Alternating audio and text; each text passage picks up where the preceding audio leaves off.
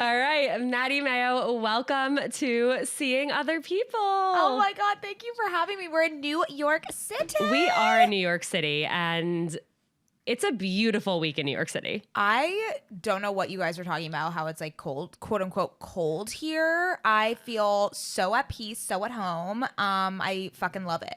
I mean, we have to give credit where credit is due because you showed up here. I brought the LA sunshine. You did. Yeah. You did. And did. I'm very grateful. So thank you for doing that. Of course. I saw someone in like shorts and a t-shirt and I was like, I cannot believe it's February in New York and this man is, and it's true. Like I could totally too. But when you can, you should. Of course. Like I went to school at Syracuse and most of the winter it would be like single digits. And the second it would hit 30, people would be like in shorts drinking outside. Insane. Whereas LA, it's like 70, you're still in Uggs. Yeah. Yeah. Exactly.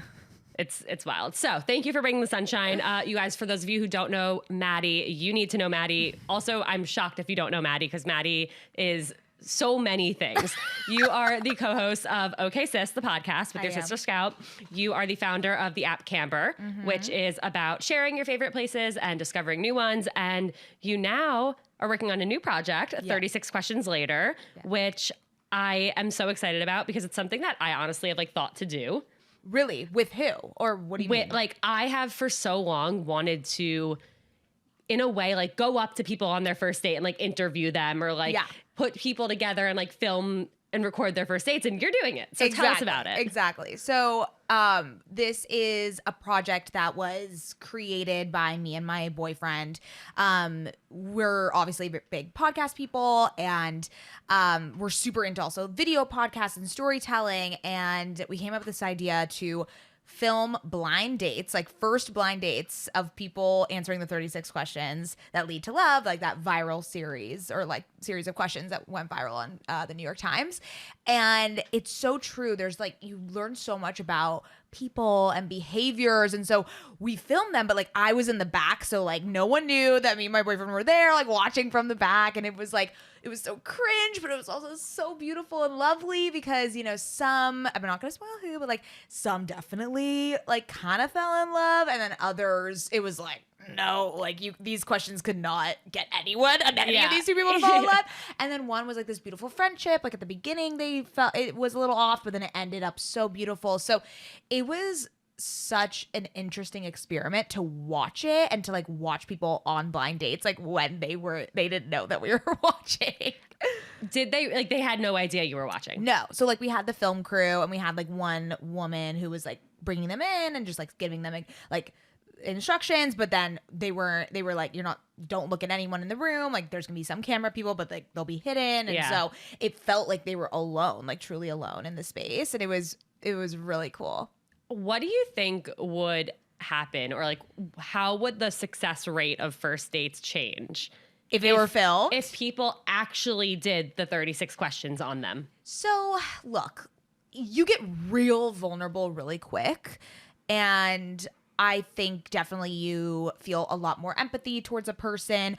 I don't know though if the first date is like there needs to be some mystery, and like the 36 questions leave like there's no mystery. Like you get super vulnerable really quick. But I guess that's also great because then you can really be like, okay, I want to continue with this person. You get like a very good sense of who they are holistically. Yeah. But yeah, there's really no mystery after you finish them. Which on one hand, like maybe you dodge some bullets. Yeah. Like instead of finding something out on date 9 that you're not okay with, or on month 9. Lay it all out there. Yeah. Exactly. I actually like that. I think there's something to that. Yeah.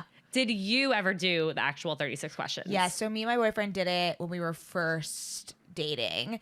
I don't know if it like changed anything I felt towards him. Like we were already like pretty deep into dating. And so if anything, and also I felt like I already knew a lot of like the answers, but they're just, it's a really good, it like throws you off. Like there's certain questions, and we'll go through some of them, but like some that you might not even have thought about for yourself, right? So it's a fun exercise to do if you are already in love with someone. Yeah, I think there's never like a bad time to do it. Yeah. I think I've definitely, like when I went on a lot of first dates in my single days, those were not fun.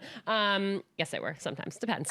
I I wanted to like not just have the same first date like interview, you know? Yeah. And so what I would do, I felt weird. Actually, I felt weird. Like I wanted to say like, let's do the 36 questions that lead to love, but I felt weird saying like, let's do this thing that leads to love. Yeah, it's weird. Like definitely during one of the interviews that will be up, I think next week or the week after, or one of the dates that we had in the episodes, they were like, "Oh, are we falling in love? Like, are we gonna be husband and wife?" Right. We were joking about it, but it is weird.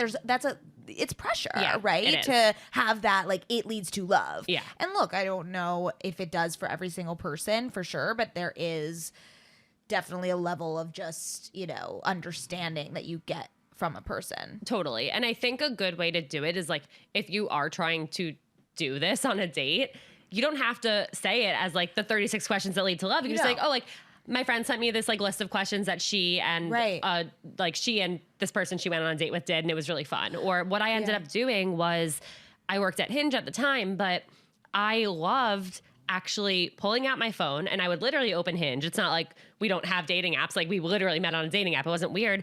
And I would ask them the prompts, questions, and we would go back and forth. And you never know what one answer is going to lead to. And I think that's what's so amazing about these questions is there could be something that you and this person connect so deeply on that you don't know about from the start unless you get into a conversation about it. Right. I mean, I think there's also this renaissance lately of question card games. I don't know. Like, I just feel like it's We're not having really strangers. a moment. Let's fucking date. Everyone has them. Everyone. So I feel like whoever made this study, the New York Times was the one that like, it was a study from a long time ago. Yeah. They just kind of like made it very popularized in that moment.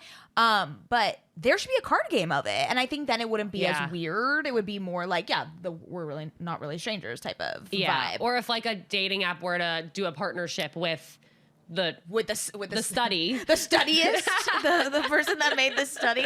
I know. But that would make it more organic. Sure. Them being like, I'm going to ask you 36 questions that lead to love, and then we're going to be soulmates. Exactly. And then, because then what happens if you do it on a date with one person and there's all this pressure and like you want it to work out and then you guys end up dating and then you break up and then you don't want to do them again because you're like, well, they were supposed to lead to love and they led to heartbreak. Yeah, exactly. Proceed with caution. Yeah, exactly. Okay, should we do some of the questions? Yes, let's do them. Okay, we're going to start off easy. Number 1, would you like to be famous, and in what way? This is a funny question for me because in a way I'm like a G-list celebrity is what I would say. Okay. Like I get recognized now, which is crazy. Growing up, like when I was younger, I wanted to be like a pop star. Same. So I always wanted that. Like I wanted to be like a Disney Channel, like Hannah Montana, Demi Lovato-esque. I would never want to actually be like famous. I feel really bad for celebrities. Yeah. I can't imagine the toll that has on their mental health, on their relationships, on their self-worth. Like there's just so much that seems like a downside. Mm-hmm. I would love for what I'm doing to become so successful that as a side effect, yes, I am known for that, but I never want to be like I would never want to be so famous. Right. Like a Kim Kardashian. Yeah. Or even like in the podcast world, like I would never want to be like an Alex Cooper. Really? Okay. So I hear you and I see you. I feel very heard and seen. Thank you. So I also grew up, I did theater, so I was like very much like, I want to be a Broadway star. I want to be a pop star. Also Hannah Montana, the whole vibe. Lately it's been more of want to be recognized for something that is my work and is something that people like really relate to me with, whether that's the podcast or whether that's with my startup. You know, I look to people like an Emily Weiss, who to me is like famous in my eyes. And that's something that's like a level I feel like I would want to attain where it's like people respect me or look at me as a leader. Right. That is more so. But fuck yeah, I'd love to be famous. Sure. I love you for owning that. I agree though that, given my like G-list TikTok fame, right. I have had, thankfully, just a few like moments with the trolls Yeah. and like they completely destroyed me. So like That's exactly I would really, really have to figure out how to react and approach. I think what I would be really scared about is like the cancellation of it all and just being on edge about everything you say or do. And like that would be annoying. And because trolls are just ruthless on TikTok. So I think I would have to figure out my relationship to that before it became a bigger thing. And I think that's exactly the reason why my answer wasn't the way you phrased it. Like, exactly. Let's be famous because for so long, like I love attention. Clearly, I do this for a living, but in the experiences that I've had with people being mean online. And like, for me, this is so stupid and you can't see my ears right now, but like there are mean comments every single day about how big my ears are. Actually, really? Hold on. I've never read them, but now's the time. Oh, okay. Do you have a folder with them? I take screenshots of them because I send them to Jake and I think it's really funny. What? And so all I have to do is type in ears. I did this with a friend recently. Oh my God. No, you're going to be blown away. But point being, I'm not self-conscious about my ears and I thank God for that. Yeah. Because if people were being mean about my arms or my stomach or something that I actually struggle with, then I would not be okay. Yeah. So, oh my God. Please hold. Oh wow.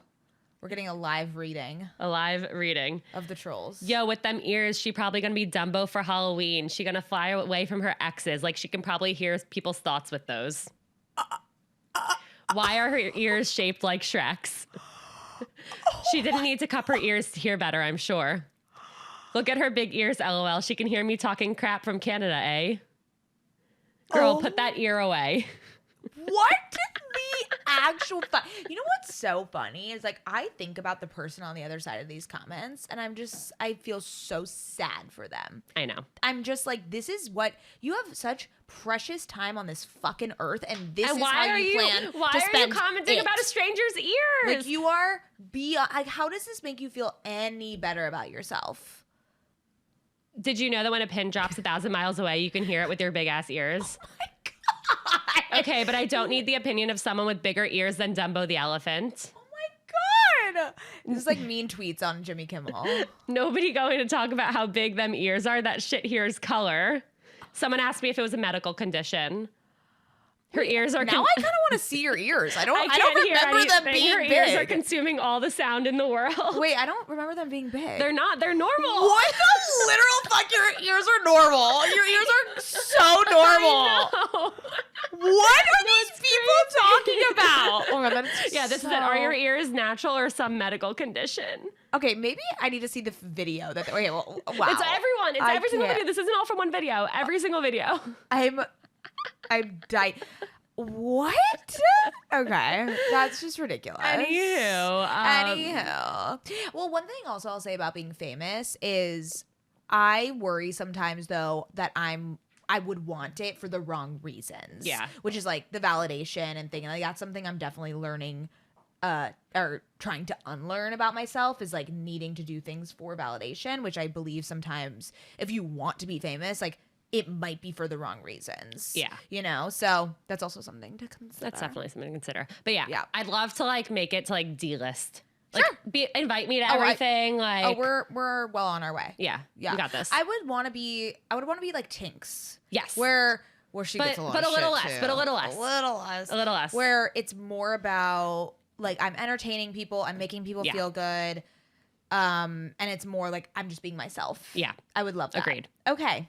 If you could wake up tomorrow having gained any one quality or ability, what would it be? I would be like to completely turn off my anxiety. Just be like, oh, switch off anxiety and just have the ability to completely control my inner dialogue. That would be beautiful. Wouldn't that be great? That would be like, what the fuck? Like, even yesterday, like, I was having such a lovely day with my friends in New York City, and just like, just a crazy, completely insane, anxious thought pops in. I'm like, hey, let's try to not think about that right now. And then I just went on a spiral, and it's like, it ruins everything. Think about the people in this world who don't have anxiety. I just what do you do? Like, what do you think about? So the other day I was like to my sister, I mean, my sister has bipolar disorder, so she has had her fair share of mental health issues, but she's in a really, really good spot right now because of just like how much work she's had to do. Mm-hmm. And I asked her, when you go to the bathroom, like, what are you thinking about? Because I have to have TikTok when I go to the bathroom. Yeah. Because I will go on a fucking crazy shame spiral because I can't be like, alone with my yeah. thoughts.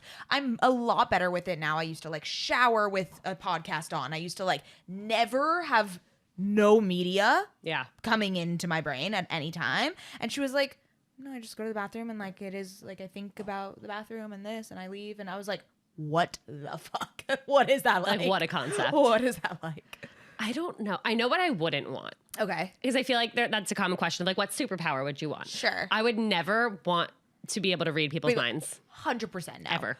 Why would you? Ever. So there was this one question that's like, would you want to know everything that would you want to know anything that people have said behind your back? Oh my God. Of course not. No. Why would anyone want to know that? No. Isn't that insane? Keep it as far behind my back as Oh my possible. God. Oh my God. No. I think. Okay, ask me the question again. I just want to hear. If you could wake up with any, one like, skill, quality or ability.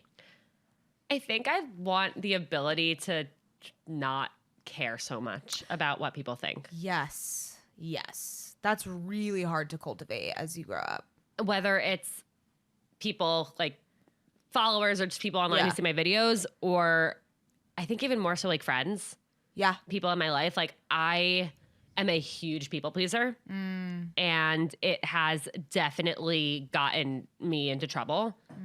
And like, I feel like yes, sometimes I can be selfish, which as I should be. I need to take care of me, but I feel like I often think of everybody else before I think of like, well, what do I need? And like, what would make me happy? And I'm not saying like I'm a saint for that, but like, I overcommit myself. I overwhelm myself. I overbook myself. I try and go out of my way for like everyone else. And like, I don't take care of myself sometimes. And that gets really hard.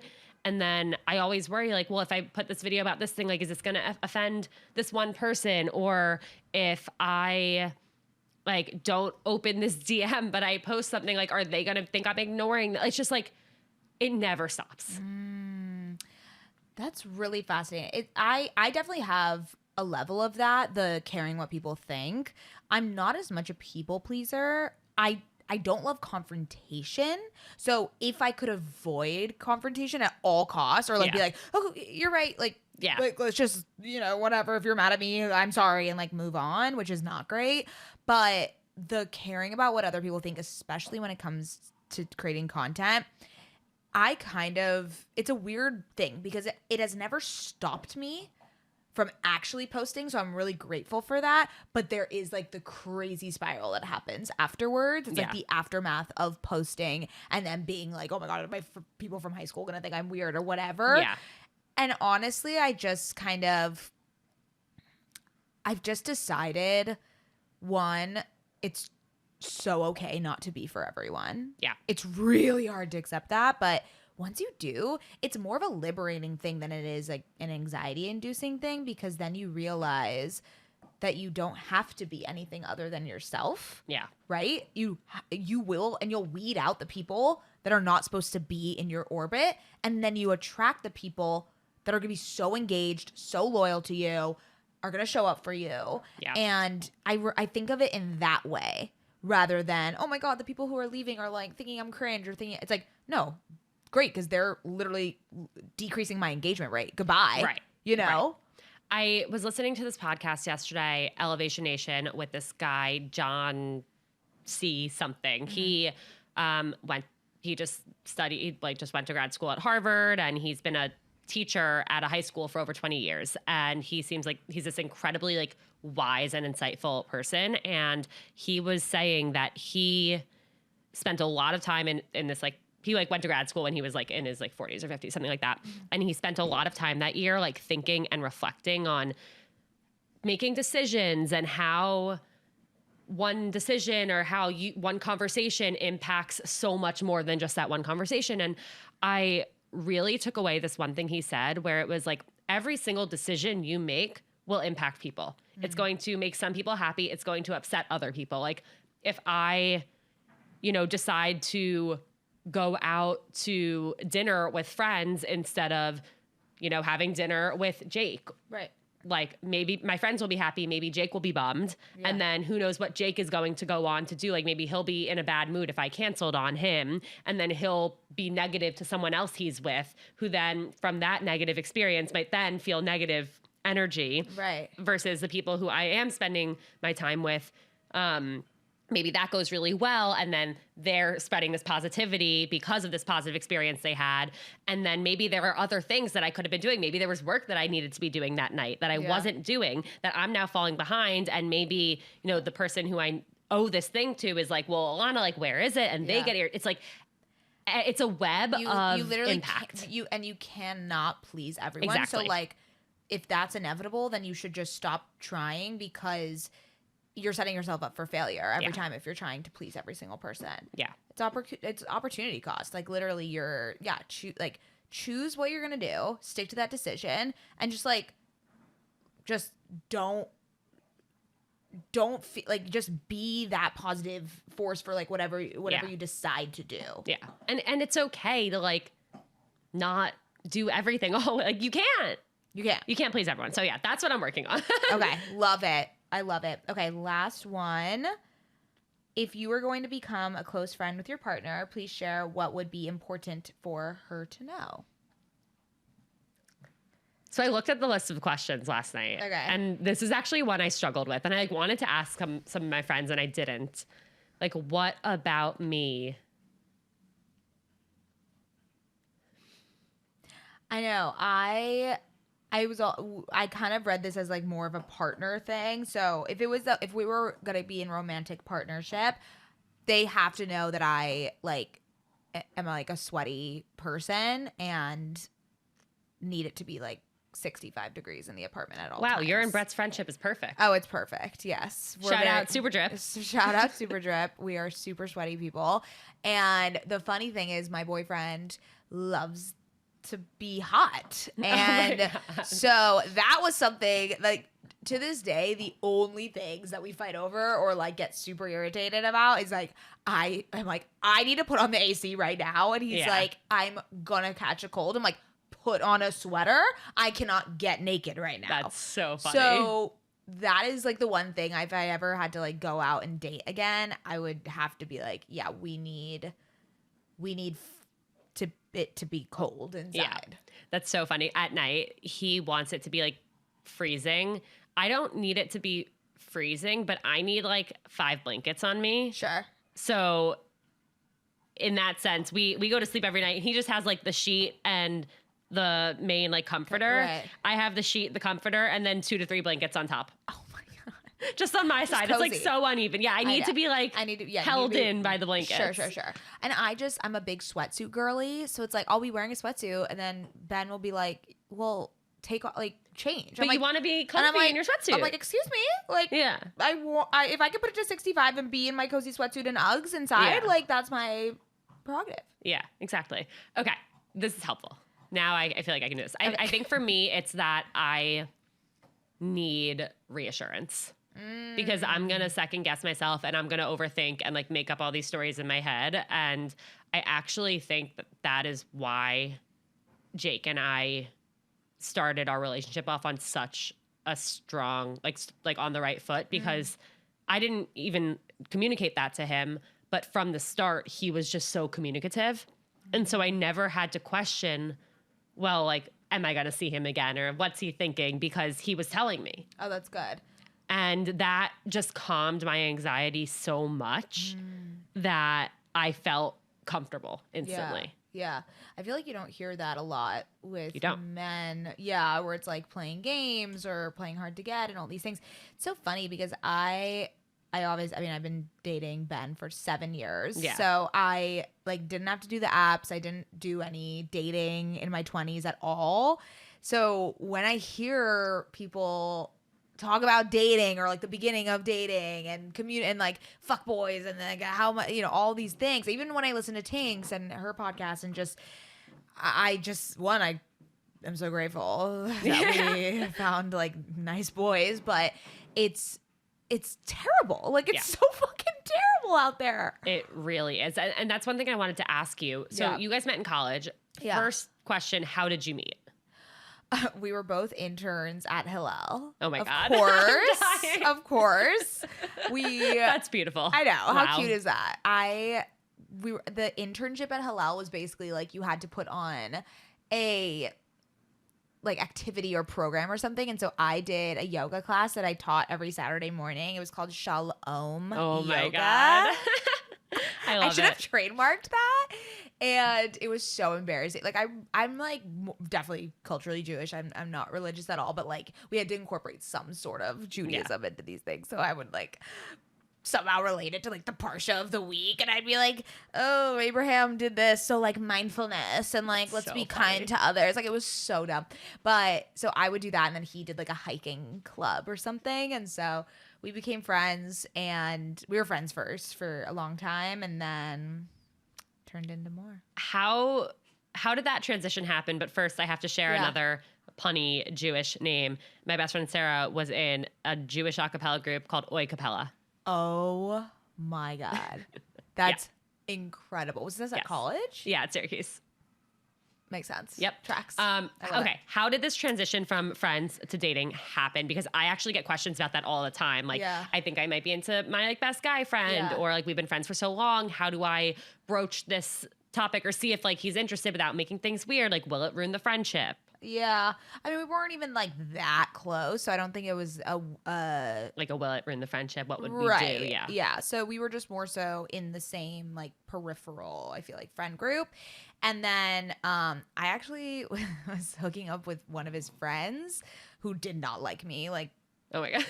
Did like talk about it's funny. I was talking to my friend who I'm staying with here in New York about just like shit we used to do for guys that oh my God, that we like. It's so embarrassing. So I'll tell a story. So this is the guy that I was hooking up with. I was not even dating him, hooking up with before Ben.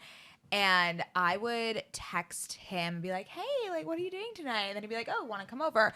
I would go there and he would be playing video games for hours. And you would just sit. Well, I would just sit and be like, yeah, I'm cool. Like, I'll just watch you guys. Like, I'm the chill girl who can like let them play video games and just be around. And I just like what was I doing? Like, what kind of, like, I had such low self-worth and just crazy things like that you know, you just like don't want to see the signs back then. And like, I remember being like, I'm not going to text him. And then he texted me to like invite me to one of like the frat, whatever. And I was like, oh my God, what does that mean? I was like, no, because you like probably had sex with him like the last person he had sex with. And he was like, yeah, it's a sure thing that Mady will go with me. Exactly. It was nothing more than that, right? It's like you overthink into these things. Oh, I just wish I could tell my younger self, like, just get the fuck away from this guy.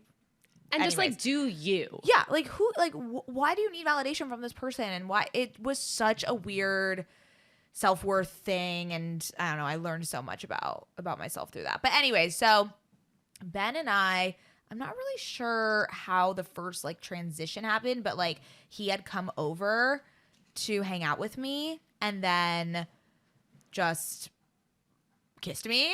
Did you think that was going to happen? No. Like we were very much friends, and then he just kissed me, and then I was like, "Oh my God, wait! Like, should we have?" Sorry, guys. Barkley's just like staring at us and like softly growling, and I'm like making so much room for him on my chair for him to come up, and he's just not. Barkley, chill. Come here. There you go. Oh. Okay, now he's on Maddie's lap. Okay, no. Barkley, sit down. Barkley. Wait, I'm tired. Okay, sit. Are you gonna pee? Is he gonna pee on me? No.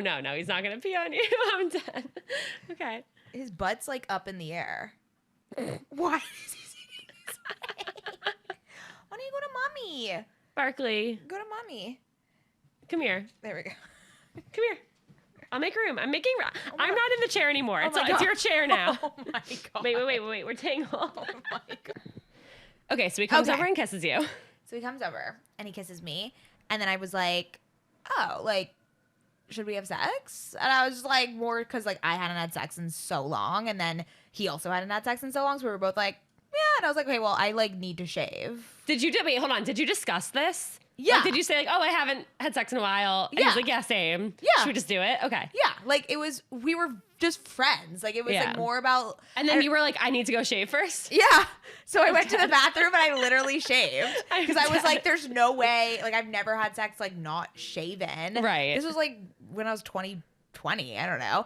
And so then that happened. And then we just like kept hooking up. We like hooked up for a while, all of senior year, like for my first semester. And then I graduated a semester early, and then we became boyfriend and girlfriend after that. Did you think at the time that this was just a fling or like a college relationship? Like, would you ever have imagined 7 years later you'd be here together? Not really. I mean, the thing that I love about my relationship with Ben is that it always felt like a steady incline, whereas it didn't have that like crazy.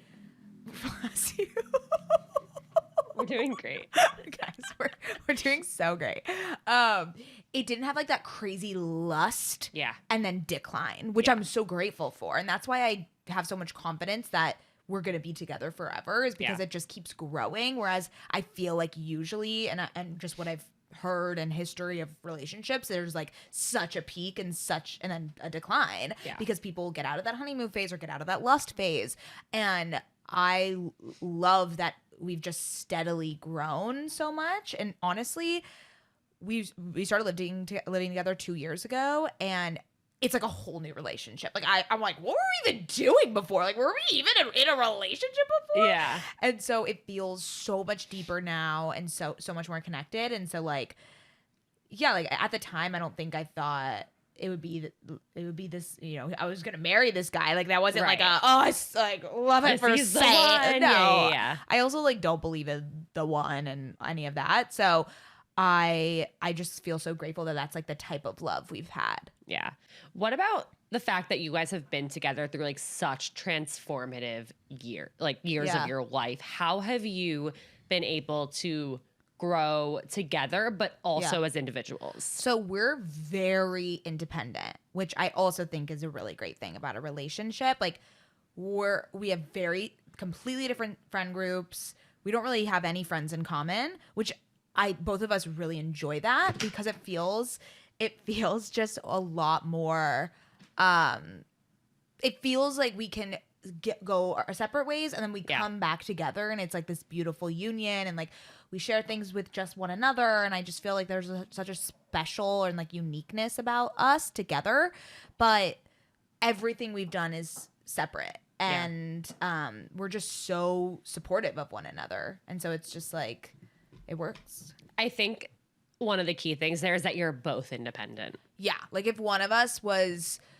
codependent or like very jealous or something, oh my god, it wouldn't work at all. Yeah. But we're each we just make sure to make time for ourselves, especially when you're living with someone. It's so easy to be like, oh, I live with them, so I don't have to, you know, plan a date night or whatever. But that's actually not the case. Like we only see each other in passing usually, and like yes, we come together in the nighttime and talk through our days, but until you really make an effort to like go on that date night or like spend time together, it's like you lose all that time. Yeah. And I think that's so important for even just like living with your friends. You know, I lived with two of my best friends with Kerwin and Sass out of college. And part of it was, so the two of them both got boyfriends like instantly within like the first like 3 months of us graduating and moving to the city and living together. And I was single. And so immediately I felt like the odd one out. But then we all had separate friend groups, and they had their boyfriends, and I was going on dates, and we never made plans with each other because it was like, oh, well, we see each other at home. Yeah, it's really important to like make those plans. Yeah. And so for so long, like probably like a full year out of the 2 years that we lived together, it was like, are we even like, we didn't make a single plan. Like we didn't do anything other than like pass by in the apartment. Yeah, that's so true. It's you notice it really quick too. Yeah. Yeah. Yeah. Are the majority of your friends, would you say, single or in relationships? Everyone is in a relationship. Everyone's getting married. Wow. Okay. Every single person is getting married. And it's like so weird because I feel like we're too young to get married. Yeah. I just can't believe we're at an age where people are getting married. But it is so true. The minute all of your friends started getting married, you're like, oh, I could get married. Like, I never. I obviously knew me and Ben are gonna get married, but I was like, oh, I'm not gonna get married until I'm like 35. That's so far That's out, so like- far. And I also just never thought of myself as a wife. Like, Yeah. I don't know what it is. Maybe it's just like a misogynist or like, I don't know. Like, I'm thinking of like wifely roles and Right, duties. it's and like I'm like, matronly and yeah, I'm like, what the fuck? I'm not a wife. Like, Yeah. I still call my dad and like ask for help. Like, what, Right. like how does that? How am I? That's not a wife, you know. Yeah. And so obviously, like, we could define it as whatever we want, Right. but it's so funny how I like did not identify with that role at all, and then all my friends are like starting the process and are about to get married, and so I was like, oh. Wait, Ben, let's get married. If they can do it, so can we. Oh, you can do it. Yeah. Yeah. I feel like it's gonna be the exact same thing for babies. Yeah. I can't imagine having a baby at all right now. And so like I know that's gonna be the same type of vibe.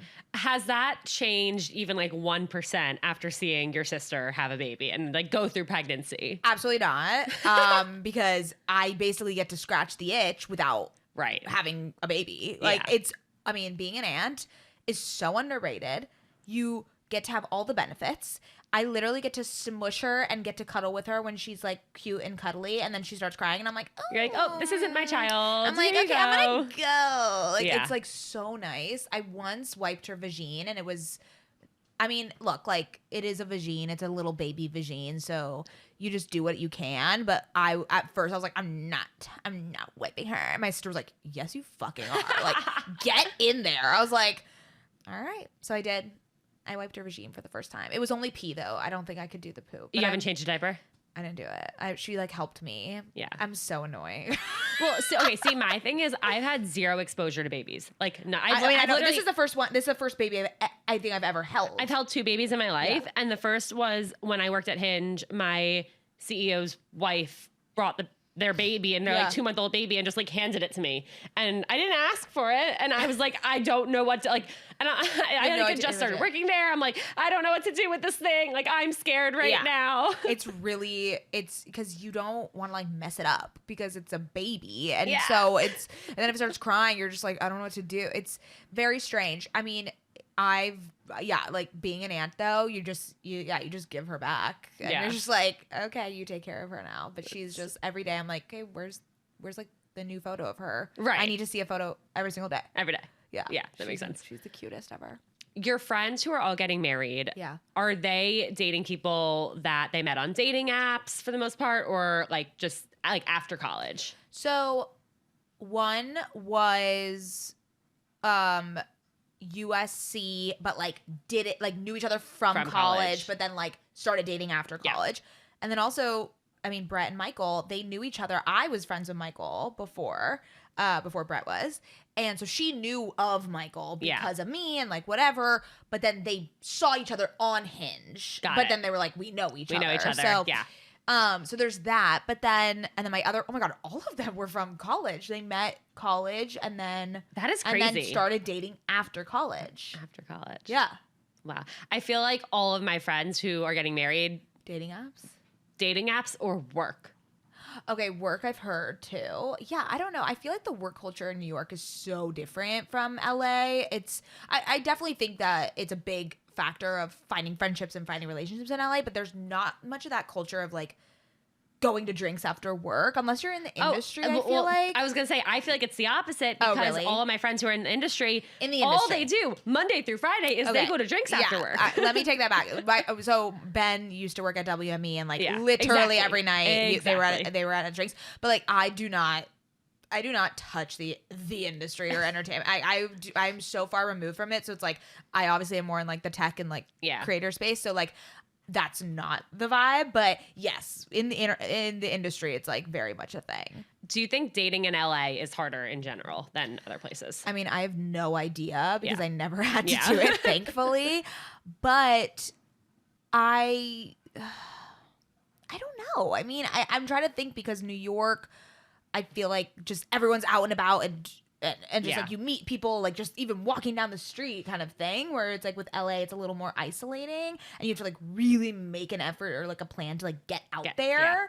But I also just don't think like I was listening to Jay Shetty on Ed Milet's podcast, and like obviously he's on like a whole crusade because he just wrote that book on relationships, and he was saying like if you're not a type of person that like goes out to bars or like goes like you're not a big partier, like why are you going to a bar to meet someone? You know, it's like so true. Go do something that where your values align. Like if Right. you like to volunteer, if you like a book club, if you like to work out. That's why there's this amazing community in LA called the Venice Run Club. And I mean, I wish I was literally I have FOMO because I want to be part of it, but I hate running with like all my passion. Yeah. But it's like it's become such a community. Yeah. And basically they do something where if you're new to the run club, you have to stand up and be like, are you single or not? Oh my God. Because so many couples form from it because it's like you have this shared passion and, you know. I need to text my friend / neighbor. I'm not going to put her on blast right now, but you know who you are. She is in a run club here. Yes. And she recently went on a date, or she went on a few dates with this guy from her run club. And now she's like, actually, like, I really just think he's boring. And like, now I have my eye on this other guy from the run club. Oh, no! And we were all out to lunch, and I think he's single. And I'm like, this needs to be a reality show. No, for sure. So there's also something in LA, which I'm not a sporty girly. So like, I don't know. I wish there was an equivalent for non-sporty people, but there are like intramural sports. And like my friend just moved to LA and she joined like a softball league or something. I know people on softball leagues in LA. And I'm just like, first of all, ew, like I would never do that. But like, second, she said they're all hooking up with each other. Yeah. They're all best friends. They all go out. It's like she literally found a whole group of friends just from this stupid softball. I was like, do you guys like actually play? Like, could I just go and just like pretend to be there? And she was like, I mean, we kind of like whatever. It's like we get drunk and go. I was like, okay, well then maybe I could do that. I've had friends join like kickball leagues and stuff, and I think it's so fun. And like, last year I said to Jake, like, we should join a kickball league. Yeah. And he was like, oh, that sounds fun. Like, I'll text like the guys, I'm sure like them and all their girlfriends like would be down. I'm like, no, like, I feel like it'd be fun to just like join like a random one to meet new people. And he thought that was the funniest thing I've ever said. Like, he told everyone like Alana wanted to join a kickball league to meet new people. Like, who does that? And I'm like, why not? Like, what's wrong with meeting new people? He's like, you know too many people. I know. It's funny because I lived in LA for 10 years. I went to school there, so I really didn't need to meet new people in Los Angeles. But after creating Camber, we started to do all these community events and like in-person things. And we do this walk club where around like 100 people show up, and majority of people, which I didn't even like realize as I was starting Camber was our audience, are people who just moved to the city in the past 6 months. And it makes so much sense because like they don't know people. They don't know people. Looking for communities and places. And they're looking for a community. They love to discover. They want to try out new restaurants, try out new places in the city. And like, that's literally all that Camber is. And so it was so fascinating to me. I kept asking, people would come alone. They were trying to meet friends. And I basically like facilitated this space without like even thinking about like meeting new people. To LA. Yeah, it's very interesting. So I'm now very like involved in like the freshly like new LA residents. That's so funny. But I love creating that space for people because there's the number one question we get, and like where to meet new people, how to find people, where to meet like emotionally stable men in the city. And I'm just like, ooh, I don't know. Yeah, Maddie, where? I'm like I'm sorry. I'm sorry. I can't help you. Yeah. But it's more that people are just looking, and it's just so like you don't want to come off cringy. You don't want to like how do you find people to just hang out with? And it's I'm happy to like be some small part in like helping people get situated in their new home. I love that. I have 2 final questions for you. First, you are an avid reader. I sure am. You are. What have you learned about love from the books that you've read? Yeah. So I'm a big romance girly. I love romance novels. And at first I, like most people, like poo-pooed them and was like, oh, I'm like a literary fiction girl. Like I am so above, romance. What did you study in college? Business. Have you always loved reading? Always. Okay, wow. But I used to read like straight up fiction Yeah. and like self-help books and business books. Got it. And then it was in the pandemic. This woman that I listened to on NPR, I'm sounding like a fucking loser. This girl who I listened to on NPR was like, oh, there's this book. It's called The Hating Game by Sally Thorne. And I was like, oh, like I trust this, she's a very intellectual woman. Like I'm going to read it. It was porn. It was like straight porn. And I was like, oh my God, is this what I'm missing? Like, is this what people are reading? I was floored. And I was like, and then I became obsessed and addicted. Oh my God. And to the degree where, I read like probably a book a week, and I've read every single romance novel under the sun, and like I've read every cheesy one, but I've also read like really, really good ones and good ones with actual like prose and ones that I just everything. And I even invited on all of like my favorite authors to come on Okay Sis, and we did like a whole romance like author series, and I've done book clubs. Like I love romance novels. What did I learn about love though? Not a lot. Like, okay, honestly, hot take. They're That's interesting. They're very, very unrealistic. Sometimes I do have to like check myself, because when you read them, you're just like, oh my God, the first time I had sex with this person, I didn't like see stars and like Right. literally have an orgasm the minute they touched me. Like, is something wrong with me? So there is a bit of that where, although I think that romance novels are doing so much for female sexuality and helping women understand what they want or any of these things, it was Barkley, Guys, I just pretended to throw a ball.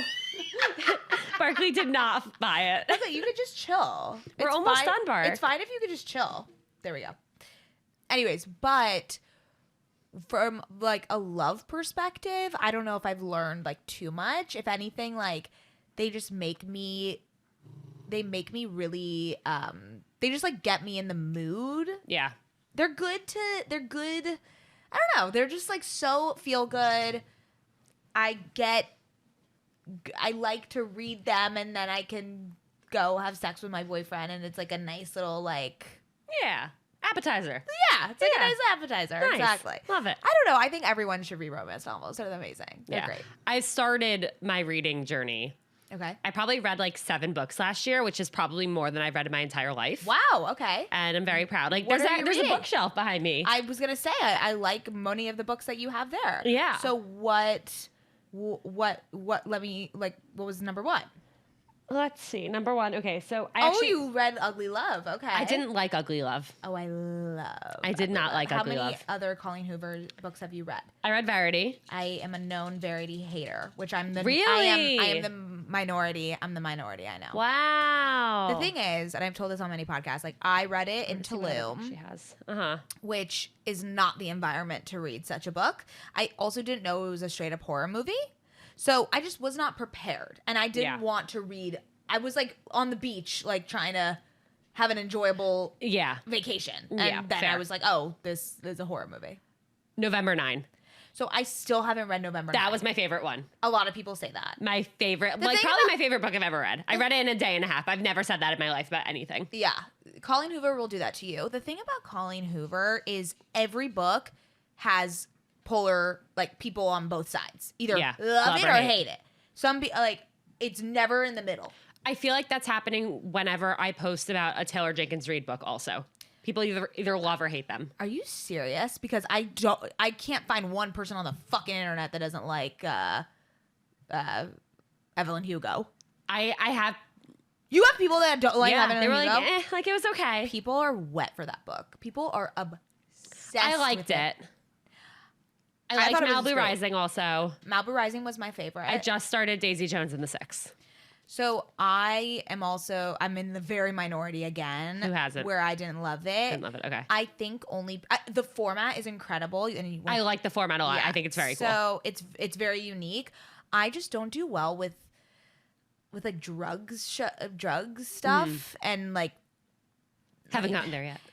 Okay. So you'll see jugs. But I don't know. I also just like don't love that era, even though obviously it's amazing. But I don't know. Like Malibu Rising was perfect. The 90s Malibu. Oh, like Yeah. put me there. Like that Malibu was. Rising was great. Oh, the tennis one. Yeah, Carrie Soto. Yeah, So love Carrie Soto.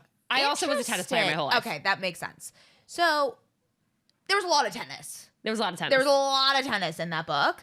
I am a known non-tennis person, so I learned a lot, and Yeah. I think the writing was incredible. You felt like you were actually in a tennis match, which was so cool. But yeah, it got just a little repetitive. I was like, okay, we're back in tennis. Oh, there's another tennis. Okay. Yeah. Like it was a little repetitive. I need to say, I'm so proud of myself that I'm able to have this conversation right now. Oh my gosh! Like, I know. this is crazy. Aren't books incredible? They are. There's nothing I love more in this world. I love books. Have you ever wanted to write one? Never. I could never. I think about all the sex scenes that I read, and I'm just like, I wonder how it would go if I tried to write one of That'd be these. so funny to like just do as an activity. Such an art. It is such an art, and I interviewed like top romance novelists like Emily Henry. I also interviewed Sally Thorne, Christina Lauren, Jasmine Guillory, Helen Huang, like very like sexy writers. And I asked every single one of them like what their process was. Like some people get drunk, like some people you just like, and other people are like, oh, I can write it literally on a plane next to someone. Like, oh my God. I don't care. I'm just like seeing someone doing that. Like they are so, and it's so funny. I just like it's their job. Like that's what they have to do. But it's such a talent because it could so easily come off very cheesy and just. I mean, some of them do. Believe me, I've read a lot, and some of them are just like. How did did that feel like I was having sex with this person? Yep. That's so funny. Wow, I'm so proud of you too. Thank you. Can I give you some recommendations? I would love recommendations. Okay. So there are a few books that I can't shut the fuck up about, and I feel like I'm writing them down. Like them. Okay, number one. Guys, I'll share all these. They're going to be romance heavy, but they're not going to be like cheesy romance. Okay. Number one is Every Summer After by Carly Fortune. This book to this day, I have a book hangover from. Wow. Okay. It was, talk about like reading it one day. I read it one day. It was incredible. Number two is The Roughest Draft. It's by a couple. Just look up because I don't remember their names. They're too long. I'll find it. Very good. Number three is Funny You Should Ask by Alyssa Sussman. I also love a celebrity trope. I love when it's like about a celebrity and like a non-celebrity. Yeah. Love that trope. That was always my dream. Yeah, exactly. Yeah. It's a very big like fantasy. So I love when books have that. And then the other one, which is like the number one, is The Idea of You by Robin Lee. Now, as a Jonas Brothers fan, we were talking ad nauseum before this about Jonas Brothers. That we were. So this is about like a Harry Styles-esque. Are you a Harry Styles stan? Not the way I am with the Jonas Brothers, but like big fan. Just pretend that it's like a Jonas Brothers type of band, but it's basically a One Direction type band, and then it's about this mom who brings her kids to the One Direction concert, and then they go backstage, like they do a meet and greet. And then the like Harry Styles of the band basically like falls in love with the mom, and she's 40 and he's like, I guess 20 or so. And they have this like love affair. I mean, she's like kind of she meets him all over the world to go on tour with him, but she's like also this sophisticated woman and like has her whole own life. And it is like, just I need to read that. Just pretend it's Nick Jonas, and you'll just be like, yeah. Oh my God. They're also making a movie, and it's with Anne Hathaway. And then I don't know the guy. Wow. Okay. I'm gonna die. I'm so excited. But to this day, I think about that book every day. Every day. When you wake up in the morning, I'm just like, first thing you think about. I'm like, oh my God. And the funny thing is, I was never a Harry Styles person. And then I read this book, and I was like, oh my God, I think I'm a Harry Styles person. Wow. Okay. Yeah. I love that. I will be listening. Reading. Yeah, I'll be reading. Thank you. See, I'm still getting used to reading. My final question for you. And I'm curious, knowing you've been in a relationship for so long, what you're going to say. Okay. But this I ask to every guest. What is the best piece of dating advice you've ever received? Oh my God. And we can make it a little more broad, relationship advice. Okay. But I'm trying to even think who has given me relationship advice. Or heard anywhere, or just Heard. have to give based on your experience. Oh, okay. That's better. Great. We're flexible. Oh my God, I've never been like stumped before. We did it. We did it. We so Barkley's definitely blocking the video now. Oh my God, Barkley. Big head. Okay. Okay, I think I'm just gonna say, I feel like this is kind of cheesy, but like the level of support. Okay, like supporting your partner wholeheartedly. Yeah. I don't even know what the advice is, but I have just seen other relationships where one of the partners didn't support them in their side projects, or, you know, them wanting to leave their job and like do this huge risky thing. And I've seen partners not be like the number one cheerleader. And so I took it for granted for a long time, because Ben is like, there have been many days where I'm like, oh, I'm done with Camber. I'm quitting. Like, I'm fucking done. And he'll be like, no. Like, go back to the computer, do one other task. And he is the number. And he puts things in perspective for me that, you know, when I'm really clouded with anxiety or anything, he'll just be like, remember when you did this. And he'll just really bring me back and be able to put me back into that space. So I just, if I could be that for him, like I try to emulate that for him. And I also just feel like partners, you're okay. Barkley, we're literally almost done. You're okay. Don't worry. So, no. We're okay. Oh my God, he is so cute. Okay, anyways, but I think just if you are in a relationship, like showing that insane level of support to a degree that you might think it's too much, but it has been something that I couldn't get that from any other person. And he is just so that person for me. And the fact that it's mutual, like you support him in that way and he supports you in that way, like that I think is the most important. Yeah. Because I've been in relationships where I would have done like 150%. And I'm like, oh, well, if they can only like support me 50%, it's okay because I'm like overcompensating and making up for that. Like, no, it has to be both of you like all in there for each other, lifting each other up, knowing what each other needs. And that's like, honestly, that's the best part about being in a relationship, you know? Like, yes, of course, the lust and the love is great, but there's like, if I could just have that level of support for my whole life, like that's all I need. That's literally all I need, you know? And it's something so it's just, if you're in a relationship or like looking to be like, that makes such a difference when you're just so obsessively supportive. Yeah. Yeah. There's nothing else like it. Yeah. Yeah. Truly. Love that. Mady, thank you so much for being here. So fun. Now I'm gonna go to Levain because I'm a basic bitch, and I saw that you're around the corner. I have still never had it. They're opening one in LA, and so I DM them and I'm like, hi, like I need to come to the opening and take content for you. But I was like, wait, we're right around the corner, so I will be going there. I'm very excited for your first Levain experience. Yes. And I'm also, I think I'd like everyone to acknowledge my strength in not going every day, because it is literally I was gonna say 100 steps away. How do you do such a thing?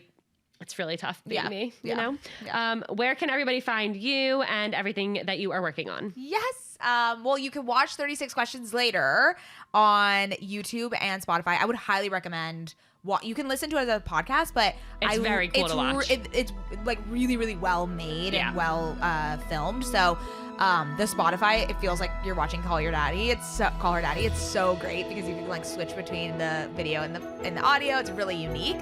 And you can just type in Sycamore content 36 Questions Later.